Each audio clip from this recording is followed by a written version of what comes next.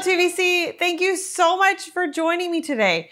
We are continuing our study of Jeremiah, and we'll be taking a look at Jeremiah 30 through 33 today. Will you pray with me as we get started? God, I thank you so much for today. We thank you for your word, and we thank you that we have the opportunity to read it in our own language, God. And we pray that as we do so, that you will transform us and that we will grow more and more like you, Jesus. And I pray that you'll teach us something about yourself. We love you, and we pray all of this in Jesus' holy and precious name. Amen. So we are going to be painting with broad brushstrokes today. We have to cover chapter 30 all the way to chapter 33 today, and we're going to cover the whole section. We will talk a little bit more about chapter 31 than the others, but we're going to talk and go over each of these other chapters as well and kind of see what is happening here in the story of Jeremiah. So this passage, so this section really, chapters 30 through 33, build on the hope that we heard last week in Jeremiah's letter to the exiles.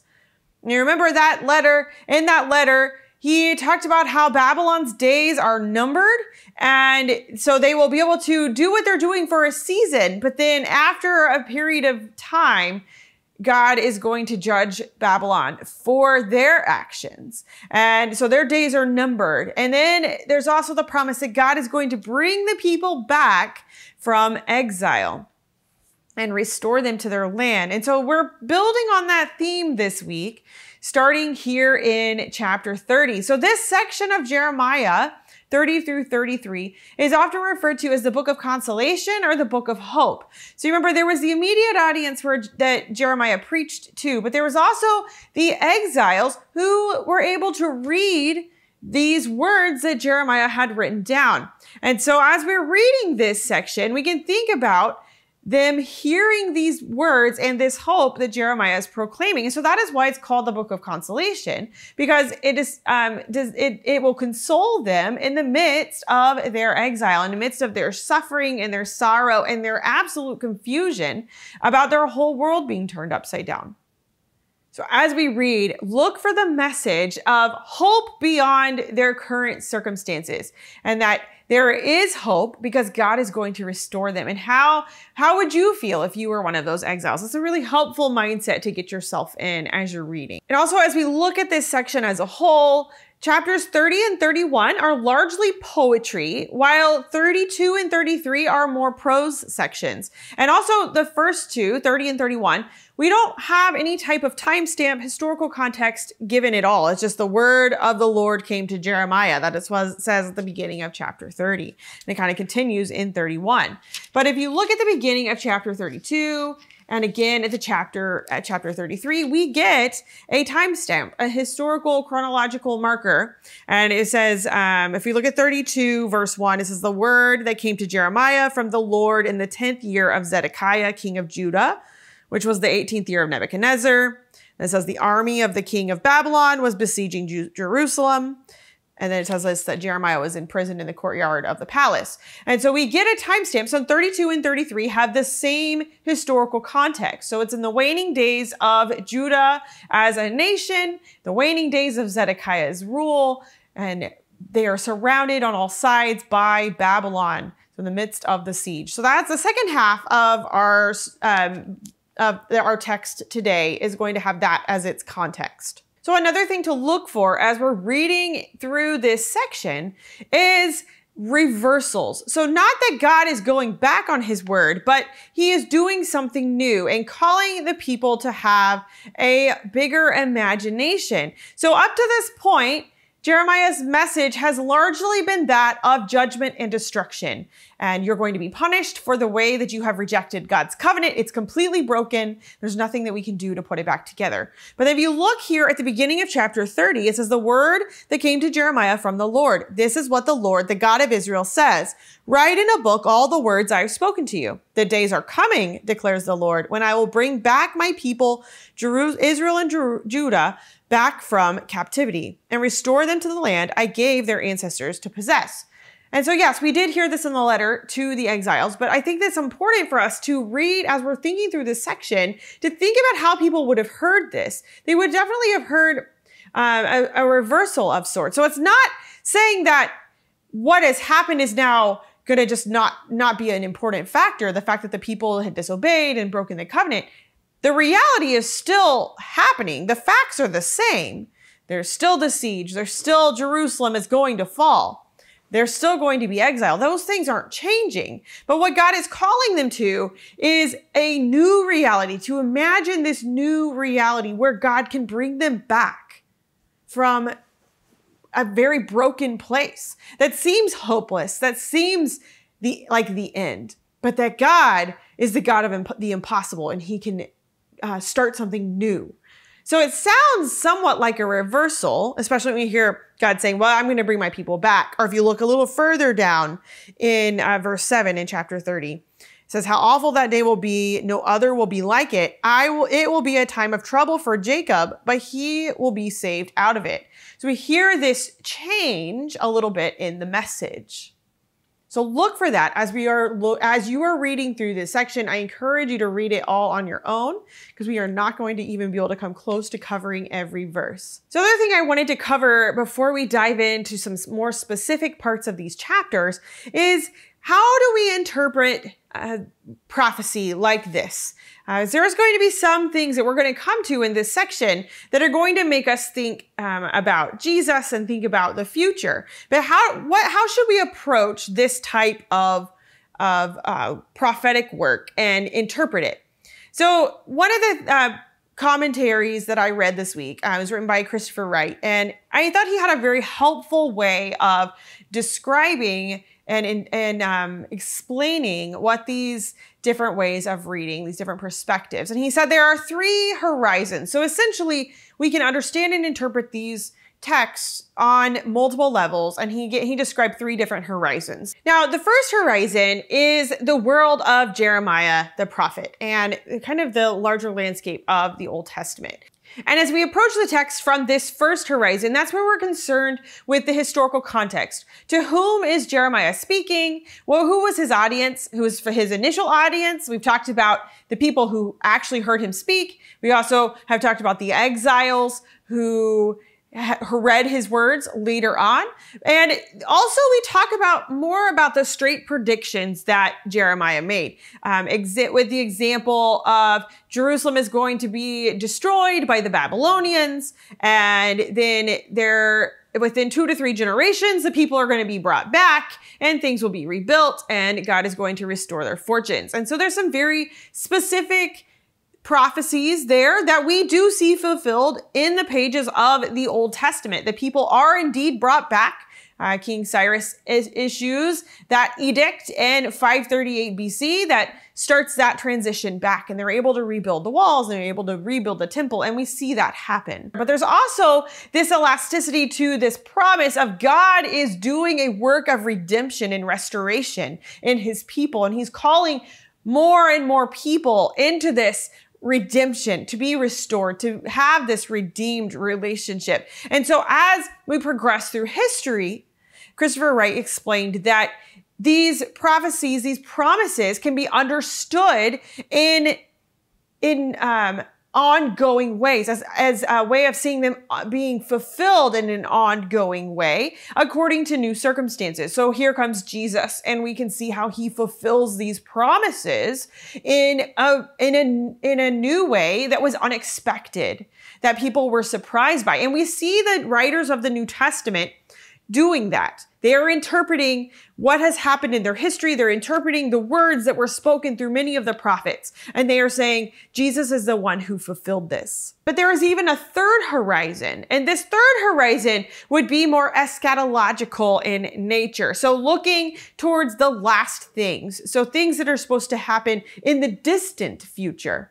So we would say the things that won't be fulfilled until Jesus returns and heaven comes down and God is living with us again. And if you were to read at the end of Revelation in Revelation 21 and 22, that picture of the new heaven and the new earth, and how heaven is coming down and God's home is now with his people. And so we see an even more distant future horizon that we could see in this text here in Jeremiah. And we'll make sure we point to some of those things. But I think it's helpful for us to think about those different horizons, because it can be really easy, as I said, for us to come in and say, oh, Jesus, see it, got it, done. But instead to live in the world of the text and then to bring it forward to the New Testament and then bring it forward once again into the future, in the distant future. So I hope that helps kind of clarify what we're going to do as we keep reading. And so let's go ahead and dive in to this text. But I did want to point out here in chapter 30, we have several reversals. I've already pointed out a couple of them, of this new just change of the message a little bit to start bringing in more hope. So yeah, verse 3 where God says it very plainly, but then he starts to kind of use some very interesting images in this section, talking about men who are holding their stomachs like a woman in labor. It's just a very interesting image, very vivid. That's in verse 6. I just thought that was very interesting.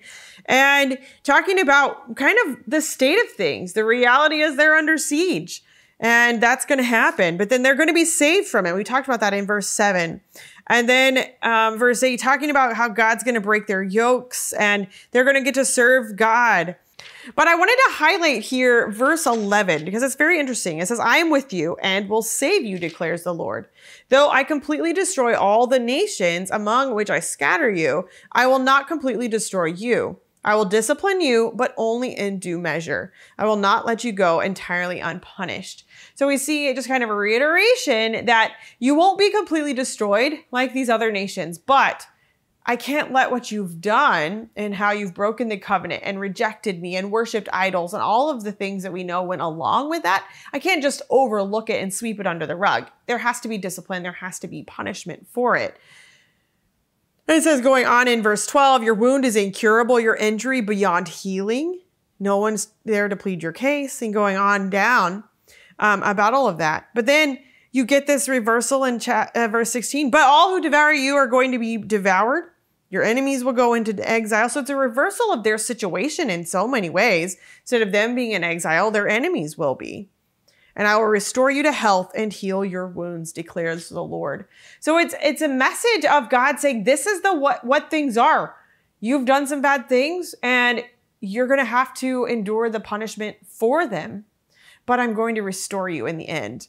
So we look down here in verse 18 and we see restored the fortunes of Jacob's tents and just doing some other things to restore the people back to what their society looked like perhaps before the exile. And one of the interesting things as you're reading through this section of Jeremiah, we don't really get it in English very well because our English translations haven't really translated it this way. But we have this phrase, if you look back at verse 3, it says, the days are coming when I will bring back my people from captivity. But the literal rendering would be to turn your captivity. So that's where this idea of reversal is coming from. God is going to turn the whole thing around. Reverse it, change it. They're going to go back and be his people, and he's going to establish this new covenant with them. So we see this promise of this restoring of their fortune, this reversal of their fortune, going from being a people in exile, enduring the judgment that God is enacting on them, to being a people who are restored to society, restored to their land, and that God is going to promise to bring them a leader. He's going to promise to increase them in number. So that is chapter 30, but it moves on in chapter 31, and we continue this message of consolation and hope. As we read this section, I want you to pay attention to how Israel is portrayed. So we see Israel being portrayed both as a wayward son, but also as an unfaithful wife, and just all of the things that go along with that, but also that God is finding favor with his people again. And so God is portrayed as this loving father. And we see other places in here, he's portrayed as this protective shepherd. And we also see him portrayed as a loving husband. So we see it right off the bat. This is what the Lord says. The people who survive the sword will find favor in the wilderness, and I will come to give rest to Israel. The Lord appeared to us in the past, saying, I have loved you with an everlasting love. I have drawn you with unfailing kindness. I will build you up again, and you, virgin Israel, will be built. Again, you will take up your timbrels and go out to dance with the joyful.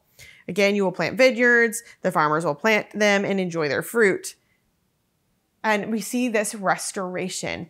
And I think so many images just in these opening words of chapter 31 that should draw our minds back to the Exodus. We have the favor that the people, they're going to find favor in the wilderness. This is where God met with them at Sinai in the wilderness. He carried them out of Egypt through the wilderness and eventually to the promised land.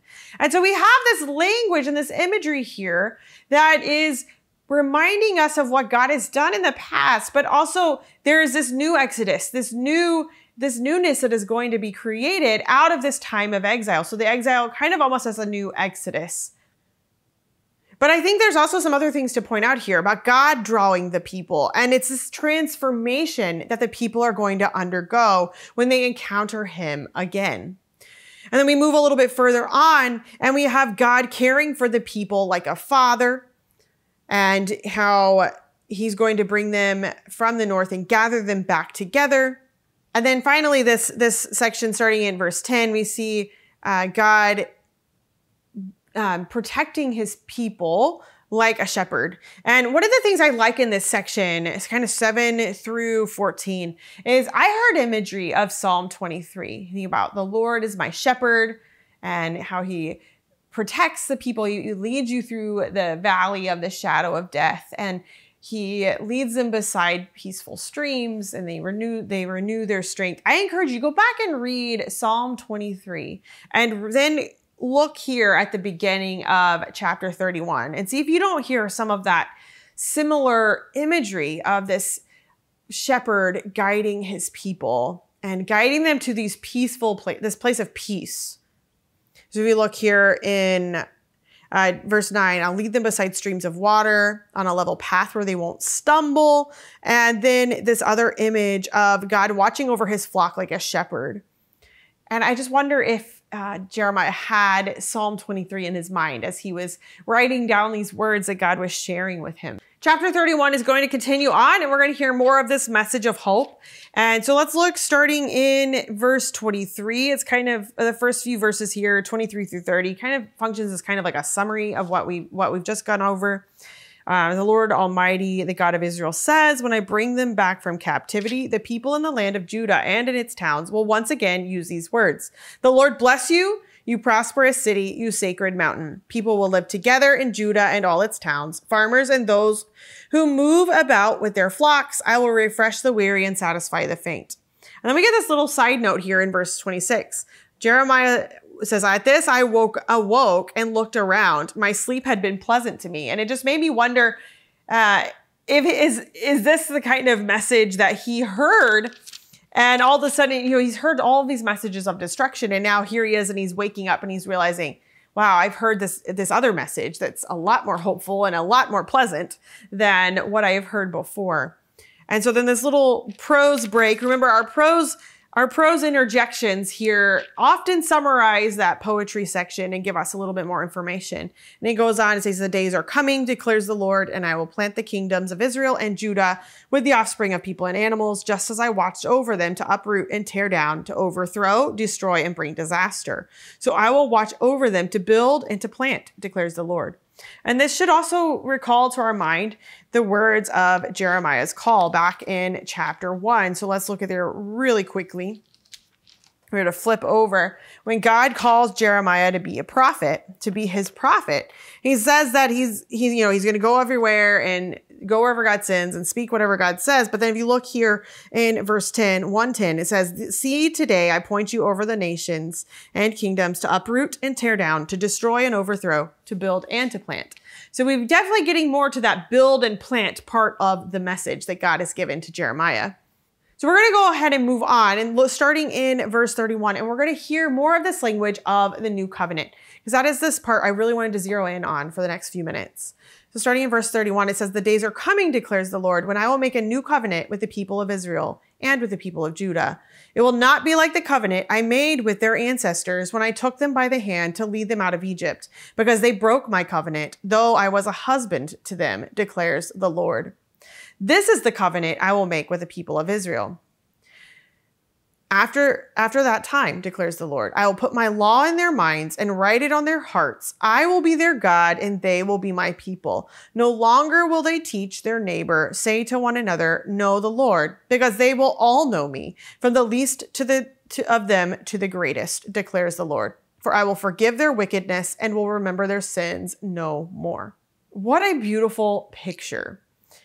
So we know the covenant is utterly broken. Jeremiah has hammered that message over and over again, that people have broken their covenant they made with God at Mount Sinai after being brought out of Egypt. And so God refers to that here. They have completely broken the covenant.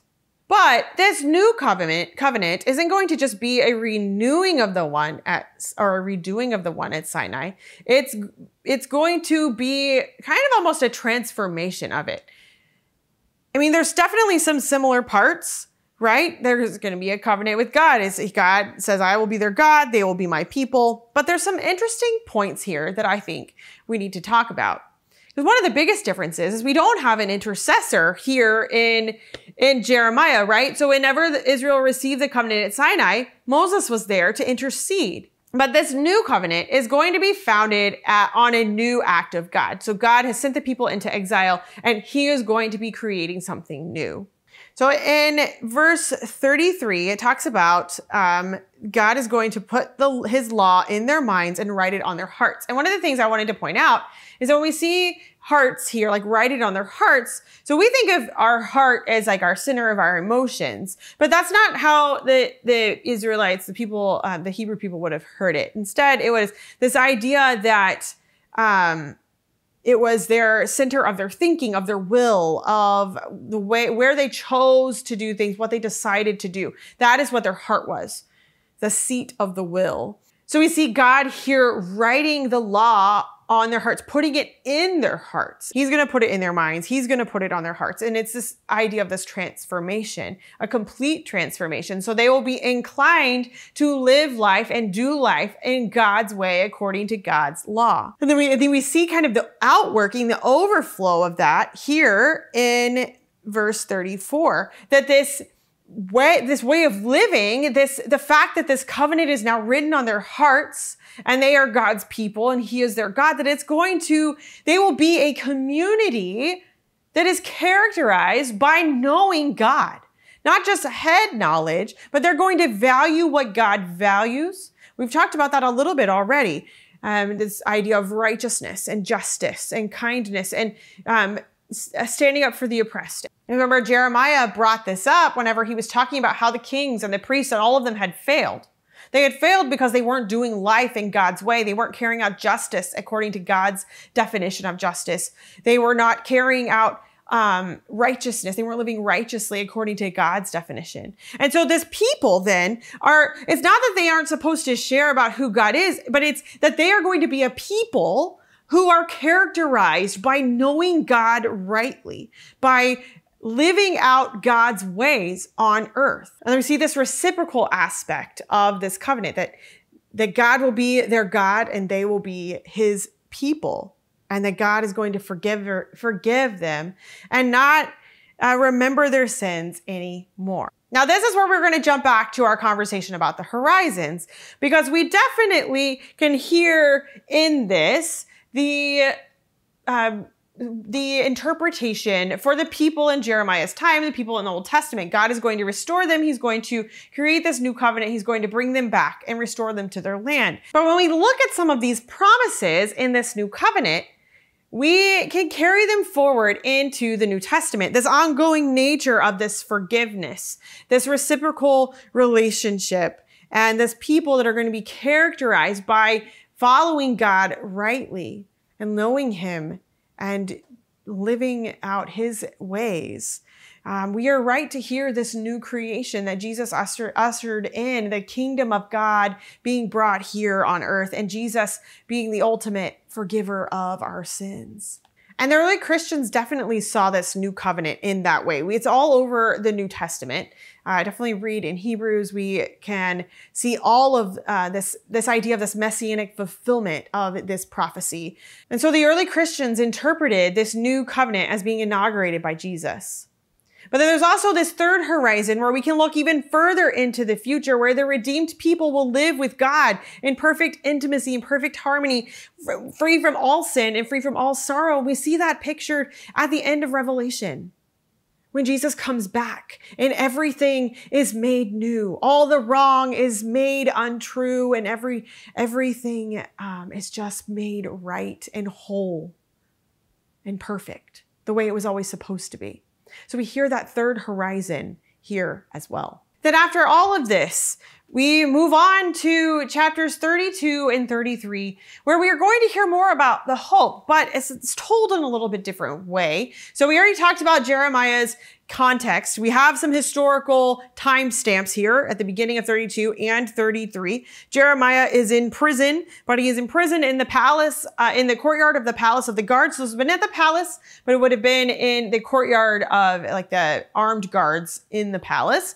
Babylon is sieging everywhere around Jerusalem. This is in the waning days, the waning months even, of Zedekiah's reign. And Zedekiah really doesn't like Jeremiah. He's the one who had him arrested. And we get a little bit here in verse 3 about why he doesn't like what Jeremiah has to say. And it's because of the content of Jeremiah's message about how Jerusalem is going to fall and Zedekiah should just surrender to the Babylonians, and Zedekiah is not going to continue being king. All of those things. Zedekiah doesn't like those. So in the midst of this, Jeremiah is told by God that his cousin Hanamel is going to come and ask him to buy a field, which just seems like such a random thing for someone to do. One, he's coming to visit his cousin who's in prison and ask him to buy a field. But two, there's a siege going on and Babylon is about to take over. Things are bleak right now for the people. But according to Israel's land laws, this was the way that land was passed down is it was belonged to the family or the clan, and it was passed down by inheritance, like through inheritance. So father to son, etc., etc. Land was not bought and sold for a profit, or it wasn't considered a commodity. It was something that was owned by a family and an extended family, and they would live on it and they would work this land.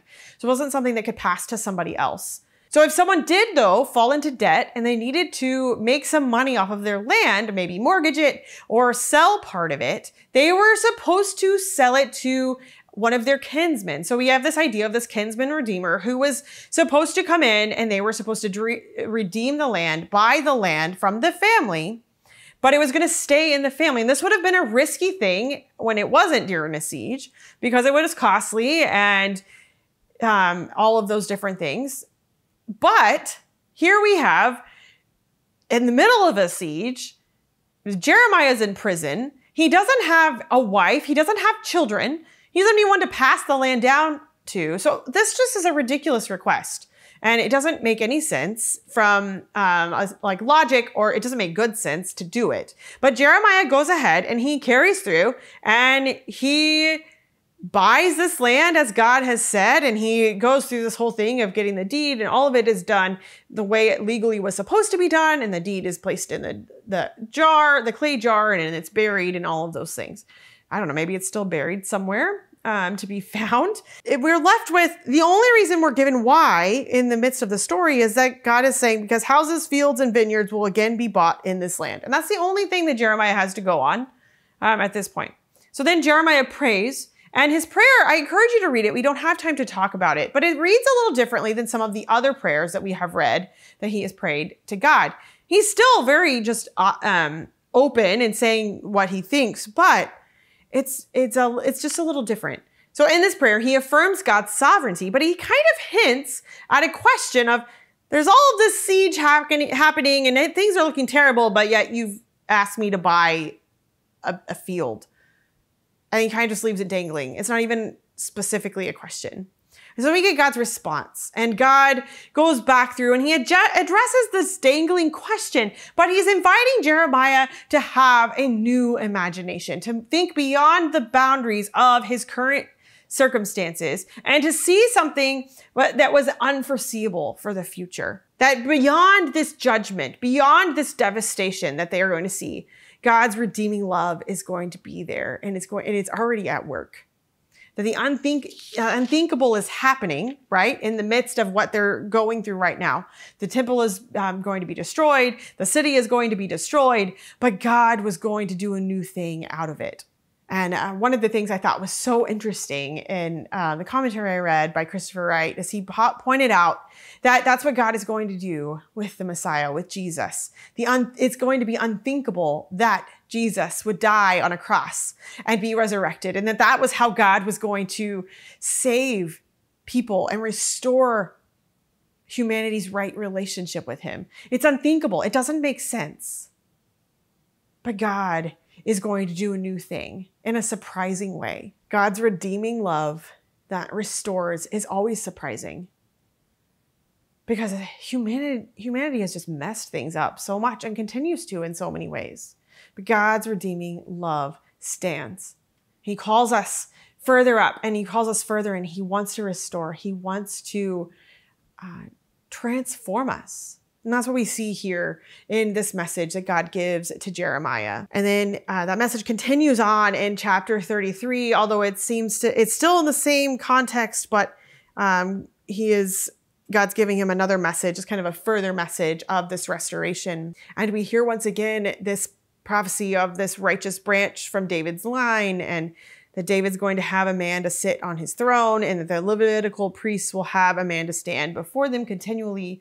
And we have this promise of the son of David, and we have this promise that there will continue to be priests from the Levites, all of those things. And these promises are being carried forward. And they point us to that second horizon of the time in the New Testament, and even further beyond into our third one, where everything will be made new. So definitely a change from what we have been reading in Jeremiah up to this point. Lots and lots of hope.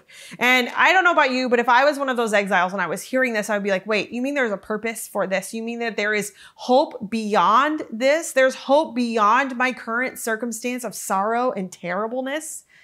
Okay, that's pretty cool. So I encourage you this week to just think about this message of hope, this message of restoration that Jeremiah is preaching, and how the hope that we have in Jesus is our message of hope and restoration that pulls us beyond our circumstance and causes us to look to a distant future that maybe sometimes is unforeseeable and maybe hard to imagine, but it's there, and God is going to do it because of his love. So I hope that you will join me next week, and we're going to get to continue on in our study of Jeremiah. We're going to be continuing to move pretty quickly, but I think we only have 2 chapters next week, so I hope you'll join me. I'll see you then. Bye.